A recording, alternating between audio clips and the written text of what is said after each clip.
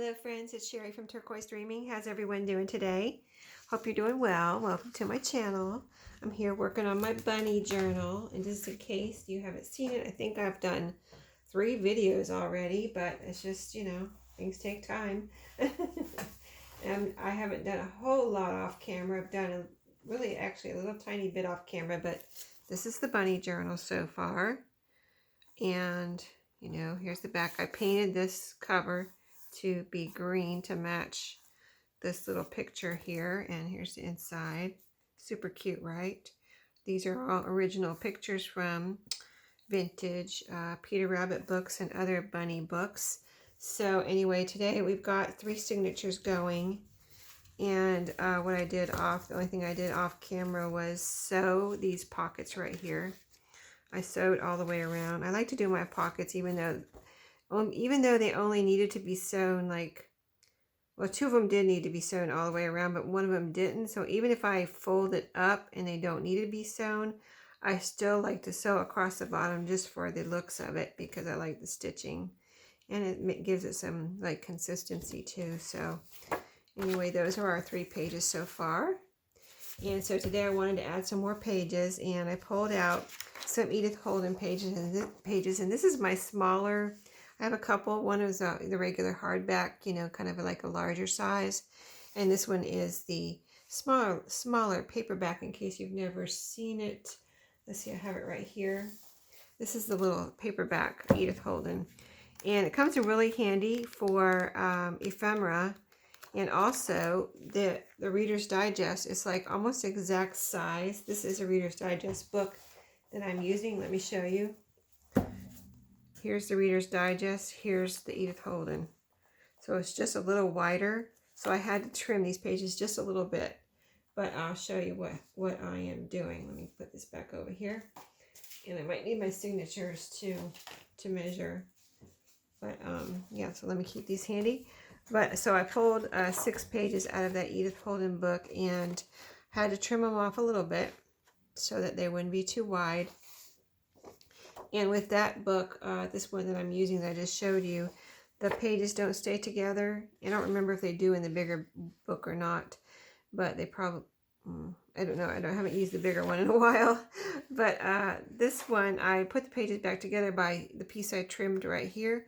I used that as the hinge, and there it is right there in the middle. I only put it on one side. It's not really necessary to put it on both sides. And so then it's going to be, I was letting it dry before the video I did this. It's almost, I use art glitter glue on it, so it's almost, it probably is dry, but it feels dry now.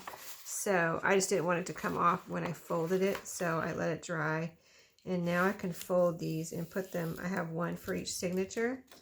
See how pretty that is? And it'll be like a little, yeah, that's going to be pretty. Okay, and here's another one over here. I already folded this one too. So that's another one. Cute, right? Who doesn't love Edith Holden? I thought it would look pretty with all the greens and yellows in this Edith Holden book. So I can fold these now. Makes a nice fold with that hinge right in the middle there like that. So let's put one of those in each signature, and I still have these little scraps. I'm putting all my scraps, I have them all right now, right there in front of me, because I've been working on this and some other projects this afternoon that all will go into this journal. And then when I'm done for today and I want to do another project, I put everything in my little green basket, so I can put everything to the side and then work on other projects, and I don't have a big mess right here, just in case you haven't seen my videos and you don't know how I organize things. But let's put one of these in each signature.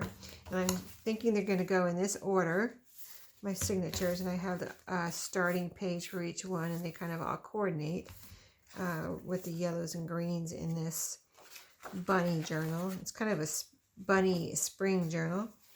And then so we put some ledger paper in the other day, and so we need a page right here in between my digital. This is my digital, or my design team project for Shabbydabbydoodah. So we need a page in between those 2 digital pages, and I need one more right there. And I think that will be all I do to put pages in, unless I think of something else I want to put in there, and I usually do. So stay tuned for whatever pops into my head, and I'll let you know. But So here's another Edith Holden page here. And we'll see, are they sticking out any? No, not really. Yep, no, they're not really sticking out. Okay, and then one more here. Let's see, we've got digital, graph paper, digital, and then Edith Holden here. Okay, so let's see. Yeah, I think all is going according to plan.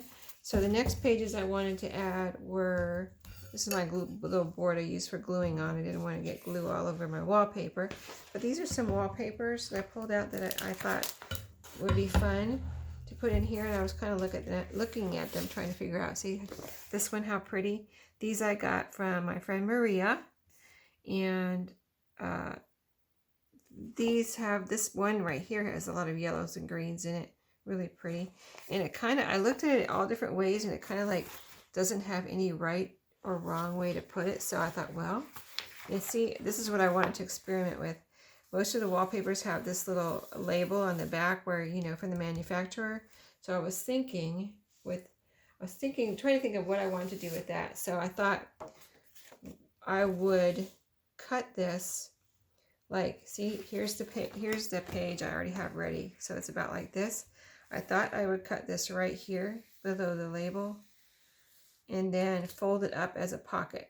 Okay, so that would cover up the label, and then I'd have this blank background to work with. So will this fit in my cutter? Let's see. It will fit partially in my cutter. So let's see if we can cut part of it, and then we'll turn around and cut the other part. So I want it right next to this because I want this other half to be as long as possible, because this is going to end up being a page 2, and that way I won't waste any of this as scraps. I mean, it wouldn't be wasted, but I won't have to put it in my pieces into my scraps. So let me make sure I have it all square here and cut away. Let's see how far we go down. I know it's longer than 12 inches, but oh, we almost made it. Look at that. Wow, that's funny. It almost made it all the way to the end. Just a little piece here I have to cut with my scissors. Okay, there we go. Okay, so yeah, I was thinking this would go. Let me show you. So this will have some of this pretty print over on this side now. So we'll fold it up like that. So let's measure how far we want to fold it up. You might have to cut a little off the side. We'll see how that goes in a second. Speaking of scraps, but at least we're covering up that. My main goal was to cover up that label, because I was like, I think I was waking up thinking about that last night or something. I was like, what am I going to do with that label? You know, I knew I wanted to cover it up, but I didn't know if I was going to collage on it or what. And then this morning when I got out, I was like, hey, it's right in a place where I could just, make a pocket. So if we fold this, let's see. So there's a couple things we can do. We can fold it like this, and then have, it's kind of stiff. It's kind of stiff. Okay, so fold it like that, and cut this off, or fold this in. I mean, I've seen people do that. Like, I could do that. Do I want to do that? I don't think I want to do that. What do you think? Tell me what to do. Okay, so I think I gotta make sure it's not gonna protrude out, so I gotta bring it in a little bit. See, that's big enough for me to do something with. I can make a belly band or make some ephemera. It's not like a little thin piece that's kind of like almost going to be wasted. So I think cutting that off will be okay. So let's fold this as a page. Yeah, that folded nice. Didn't crack or anything. It is nice, thick wallpaper. And cut that off. So that's going up here with my scraps for right now in case I need it during this video. And then make my little triangle here like I showed you that I do in several of my videos. I think the last one too. And I have the little triangles right here somewhere that I need to make little punches out. I will get my punches out and make little butterflies with those. And there we go. Now you can see the pattern a little bit right there. That's funny, but I'm not worried about that. It's going to be sewn in, and you probably won't even really, it's not, I mean, it's not like it's going to bother anybody, right? So there's one. Let's see if it's, make sure it's not too wide so we don't do the other two. If it is too wide, we don't want to, we'll cut the other two a little smaller. So let's see. Let's see how we did. Tallness and wideness. It's a little bit taller than this. No, it's good. It's good. Okay, let's see the wideness now. So it'll be like this. Yeah, it is a little bit too wide. See that? I need a little sliver off there. Okay, that's all right. Now we know. But this is the perfect time to cut that off. So I will sew these later after the video. I will sew these pockets together that we're making right now. But there we go. That's going to be right here in the first signature. Pretty wallpaper pocket page. And so I think that is, let me see, 1, 2, 3, 4, 5, 6, 7, 8. Oh, okay. Yeah, I want 2 more pages. I got to put 2 more pages in this one. So here's the other piece that we cut off. See, it doesn't matter which way this goes, and you've got your beautiful yellow and green. Oh, so this one I thought I would do full, flip outs or fold outs. So just say it's going right here. Let's put it in the middle, and we have plenty on each side to fold in on both sides. So we're going to fold it in the middle. And the wallpaper it's pretty great for journals because it has a nice backing where you can do anything on here. You can collage, you can paint, because it's so thick, and the paint, I don't think paint can get through there. So I kind of don't mind leaving a blank page like that when it's wallpaper because it's so useful. So it's very practical to have that in a journal, really. And then you have your fold out too, which I'll leave these probably at most of my fold outs. I don't know. Sometimes I tack them down and make a tuck spot, but a lot of times I'll just leave them open so that whoever gets the journal can decide, yes, they want to flip out, or no, they want to tack it down and make a tuck spot. So they have options, you know what I mean? And it's cool. It's cool to have options. Okay, so that is the middle. Now the third one, we're going to need another piece of paper, wallpaper. So we have this one. This has little green leaves on it. And this one is kind of, it's kind of tan, but it has like a green undertone or something. I don't know. I saw green when I saw it. So since that other one is so patterned, maybe I'll use this one too. Let's see the kind of label it has. So it has a label like this. See, quite different from the other one. So, and it's uneven right here. Let's see how we want to do this one. Okay, so I need to, see, this one's going to be harder. Let's see what, I need to change my mind on that. Okay, so this one, see the label's over to the side. All this information here. But I have all of this area here that is totally blank. So maybe this one would be the best option. And until I figure out what to do to cover up. I mean, if I didn't have a choice, I would just cut that and then figure it out later. You know what I mean? So let's see if we put it this length. See, there's a little bit where it came out of the wallpaper. These are, I guess, wallpaper samples, and you can see where it came out of the book right here. So I could cut that off, or I could leave it. Since I have room to cut it off, see how this doesn't go all the way to the label? I have all this room right here. This will be a flip out, on the sides. So I have plenty of room to cut that little part off, which, that's all a matter of personal taste as far as cutting that off. So I am going to cut it off. I'm going to go ahead and cut it off since I can. This is much wider than the other one that almost cut. So let's see how far this goes. I'm going to have like an inch or so to cut off here. Oh, wait a minute. It didn't go. Oh, I have a lot of room. Okay, let's turn this over and see if we can finish it up this way. So I'll line this up maybe with my, let's see, where's my cutter spot? Right here. So line that up and then cut the rest of this on the other side. See how that,